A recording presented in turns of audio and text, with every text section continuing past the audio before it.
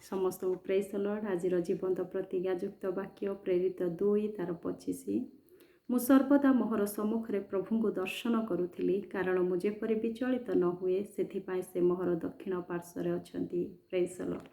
दाऊदंकर यह वाक्य अटे। दाऊद अपना जीवन यात्रार प्रतिक्षण प्रति मुहूर्त से परमेश्वर ठा निर्भर भरोसा रखिके चली परमेश्वर को लेकिन से चली कारण तांको जीवन यात्रा मध्य अनेक शत्रु घेरी रही किंतु से सबुरु प्रभु तांको विजयता देइछन्ति सुरक्षा देइछन्ति कारण परमेश्वर को से अपना दक्षिण पार्श्व रखि हेतु से कहते मु विचलित हेबि नाही।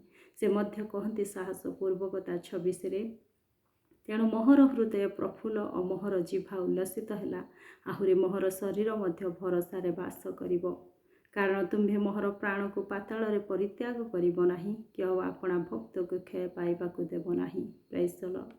आज आमे मध्य परमेश्वर को लेकिन जदि चलिबा आमानक सम्मुख रे परमेश्वर को जदि रखिबा आमे मध्य से आनंदरता सहित खुशीर सहित जीवन को बिताई पारिबा आमानक शरीर मध्य सुरक्षित हेबो कारण परमेश्वर आमानकर आत्मा प्राण शरीर को से क्षय पाइबाकु देबे नाही। परमेश्वर आमानक सुरक्षाकारी। प्रभु ए वाक्य दे मते आपण मानक आशीर्वाद करंतु।